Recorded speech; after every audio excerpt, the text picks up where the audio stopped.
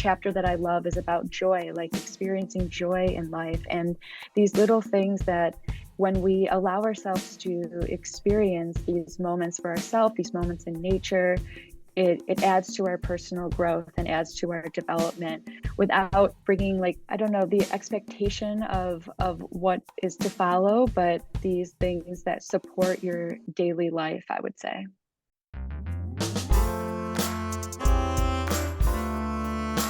Welcome to Stress Free Solutions with Sarah. I'm your host, Sarah Elise, a stress management and fitness coach, advocating the world to trust their gut more often. I discuss various ways to manage stress and share personal stories of guest experts who have gone through the same stressors as all of you at home.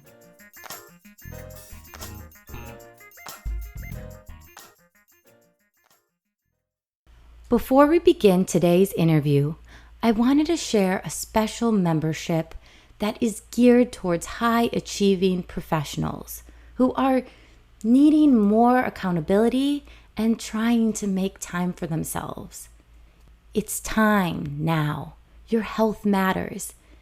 If you are frustrated, if you are trying to fit in 1,000 things and need just an extra bit of help, come join the Synergy Circle.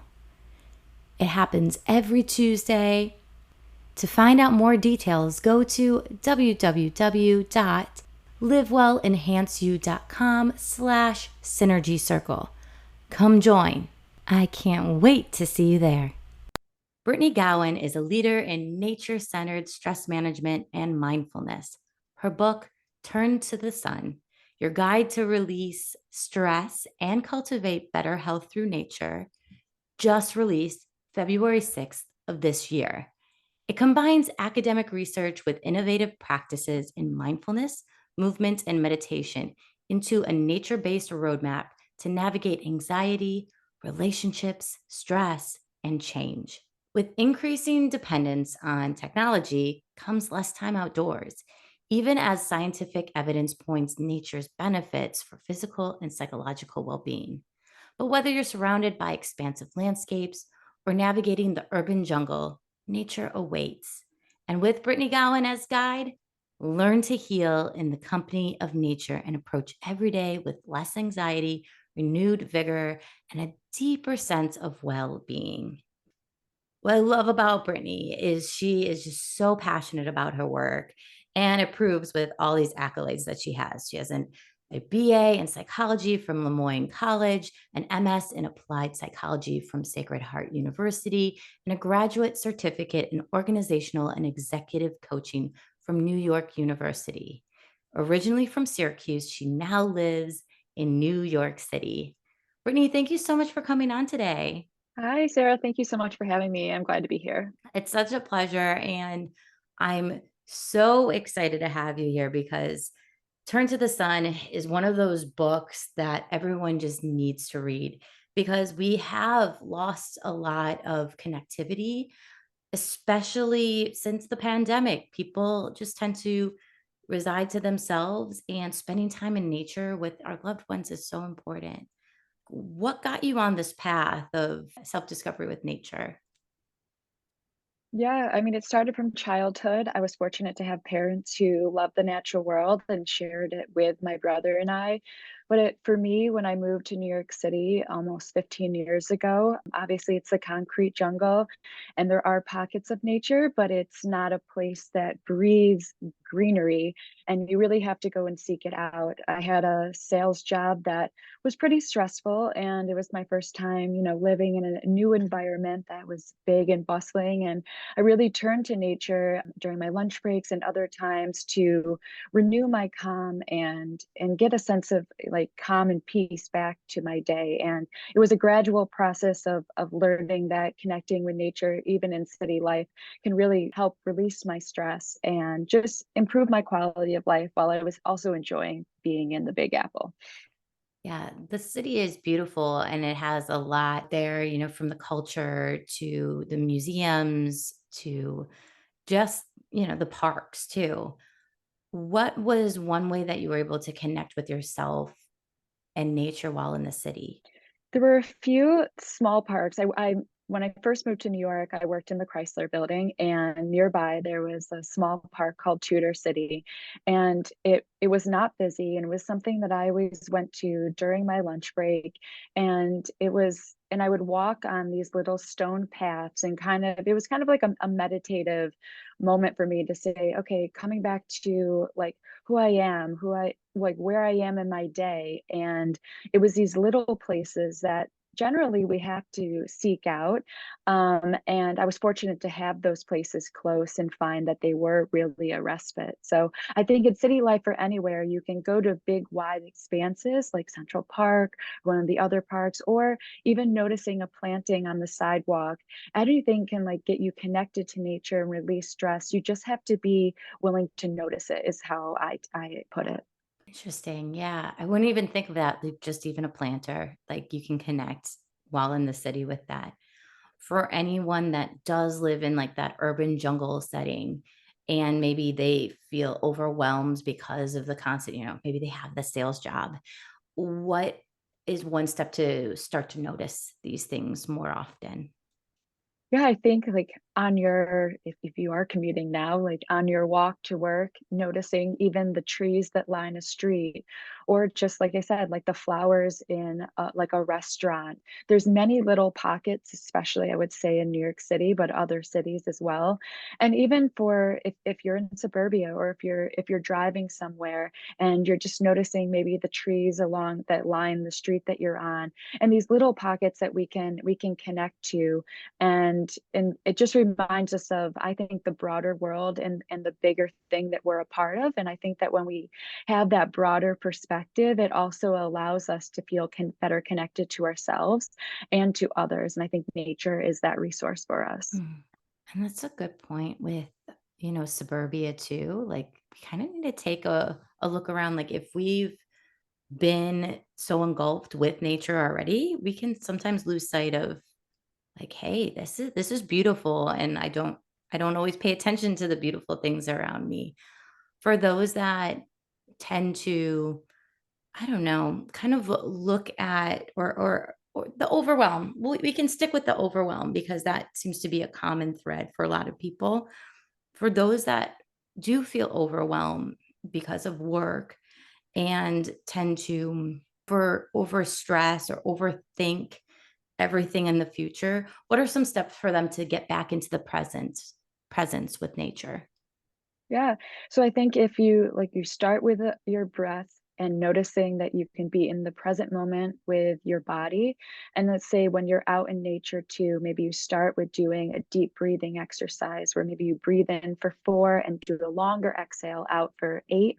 And then noticing details in nature is something that I like to encourage people to do. Noticing the different colors, the different shades of green, noticing the different textures, noticing the patterns.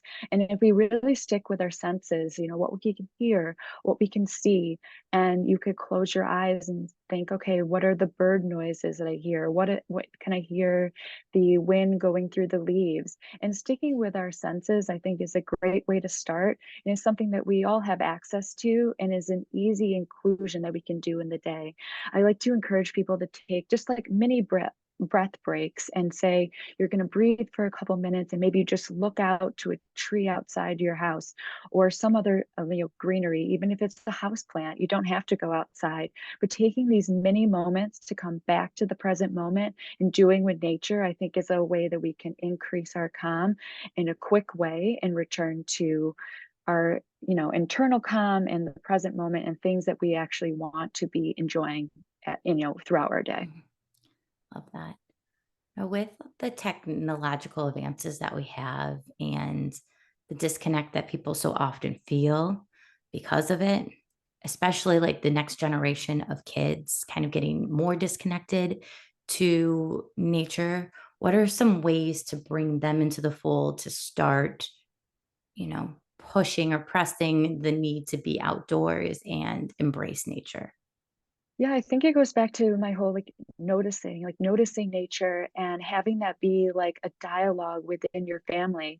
I was lucky, like I said, with my parents who really appreciated nature and noticed it and pointed it out to us as well. So I think that is a great like first step of just pointing out like, hey, look at those vines like climbing up the tree, or notice that how the shade like up grass, or how like there's a bright pink flower, and just getting kids in the mindset of pointing out nature, and having it be a part of their daily life to explore the natural world, even if it's in their backyard or at their school, and noticing it in that way, that's it becomes a a happy and inclusive part of their day. When was a time for you that you actually got disconnected from nature and it kind of took over you, that you weren't able to maintain that calmness that nature brings you? I mean, it was definitely when I first was in New York City and I had graduated college, and it was all new, and especially when things are new and everything is fast paced, you're thrown into a lot of change at once. I think it's easy to get disconnected from many things. And for me, at that point, like I'd always been connected to nature, but I hadn't really thought about my connection. It was always innate. And I think that when my body felt like, okay, you're stressed, you're not feeling great, that innately I was like, okay, like let's go find some nature. But it wasn't intentional first, in the early days. But I knew that I was becoming disconnected from my inner calm and who I was. And I think through that, then I realized that nature needed to be part of it. Awesome. Beautiful. What made you decide to write your book? Like anything, it's been a long journey, and it's the story of how I have gotten to the place where I am in, and having been in a big city that's busy, and having the stress, and then noticing nature and realizing through my background in psychology and coaching that I could also provide a path for people as well. And that's what I do professionally. And the book is kind of a manifestation of all of that into an easy guide for people to release stress and increase their calm. And the things that I include in there, from the affirmations, meditations to the how to's, they're all things that I have used. And it's really come out of my personal practice. So I'm really glad that now I can share something tangible with others that has really helped me and the people that I have worked with over the years. Now, with your background in psychology, applied psychology, and also your work in organizational executive coaching, what have you found to be the most challenging for people to kind of connect with themselves when it comes to nature? I would say people just don't feel like they have the time, or that everything is rushed. And I think that innately people want to be connected to the natural world, like we want to be connected to other people. But the rush of modern life makes it feel more challenging than maybe it is. So I think that is that feeling of the time crunch, or just feeling bogged down with other things, to where you're not able to separate one thing that you want to do from the other, and then things snowball. And we know that, and people, we can ruminate, we can worry, like, and these emotions start to compound. And I think that that is the biggest thing, that we live in a very fast paced, connected world, especially digitally. And nature is something we want to be involved in, but it doesn't feel as much of a priority, even though we do believe that it is.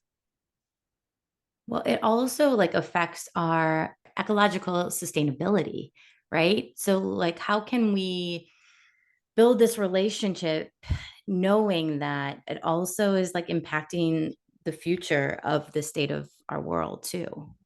I know that's like a lofty Yeah, question. I think that But no, no, but I mean, quite simply, it's like I think that when we are more connected with nature, whether it's outside our door or in grand landscapes and national parks, we when we feel connected to those those like natural settings, we also want to protect them. I think when you see value in anything, when we see value in people, we want to help and protect people. When we see value in nature, we are more inclined to maybe want to do our part or to be a part of something bigger. And I think it's like anything, when you've created a personal connection to something, you want to see its longevity. So I think that that is the biggest part of connecting with any kind of nature, can support our present and future. What's one of your favorite places you've ever visited of the natural world? Tough. Mhm. Probably one of my most unique experiences was being in Nicaragua. I've been there a few times, and from the rainforest to the volcanoes to the beaches, just the diverse landscapes and things that I had not experienced before, the different culture and just the plant life. I would say that was definitely one of my biggest highlights. Amazing. I'm definitely wanting to go Central and South America.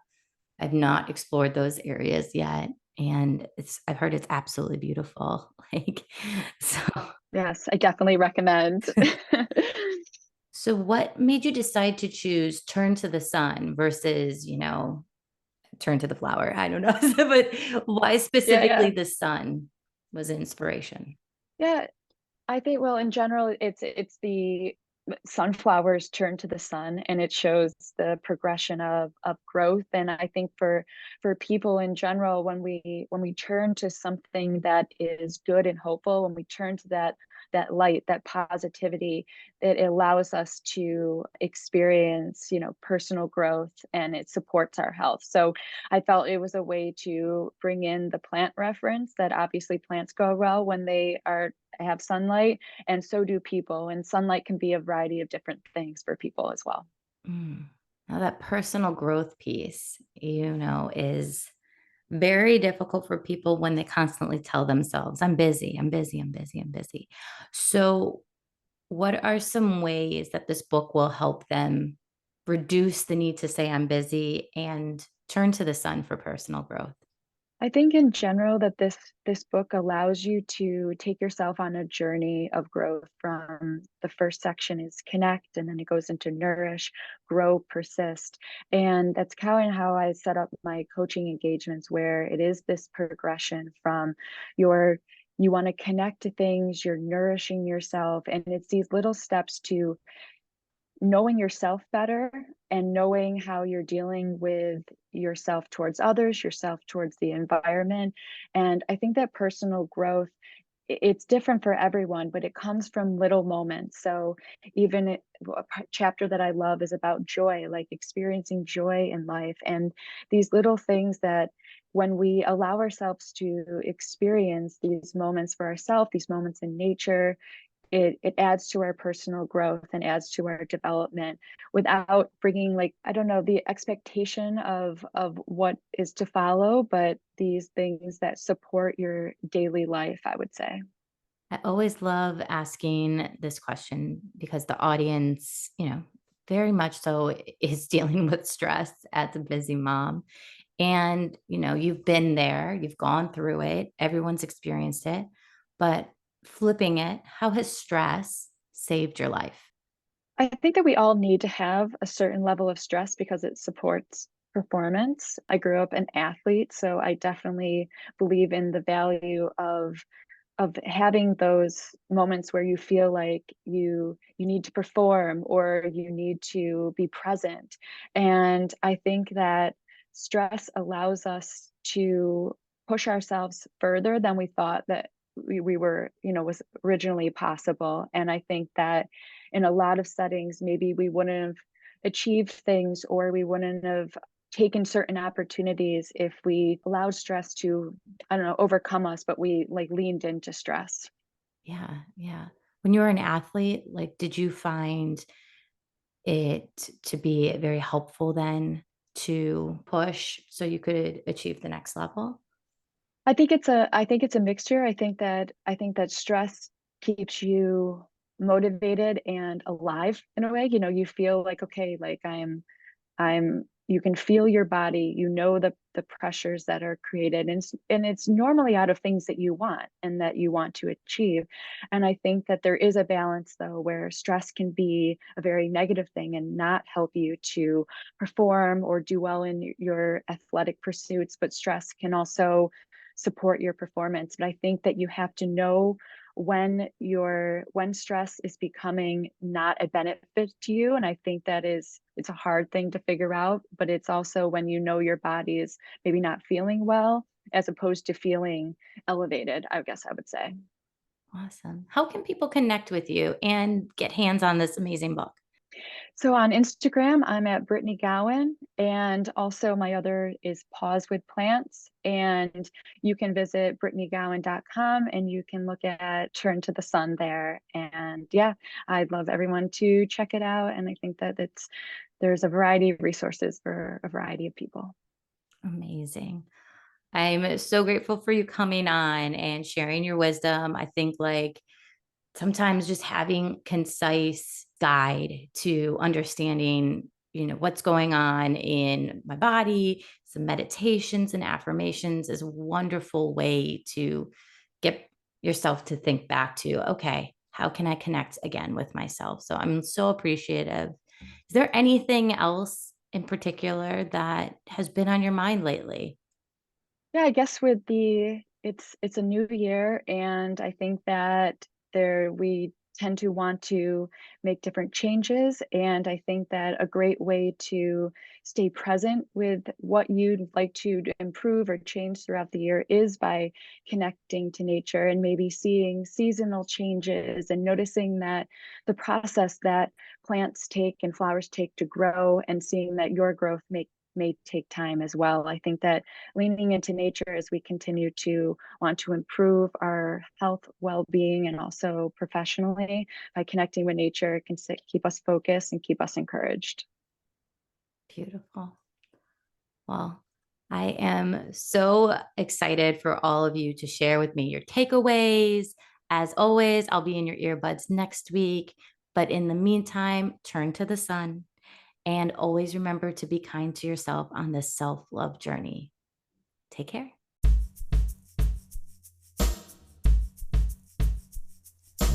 Thanks to Dan Lieber at Beckett Brown Music for the intro and outro music. You can keep in touch with me on Instagram at Sarah Elise Coaching. If you're looking to improve your health and wellness, check out my business, livewellenhanceyou.com.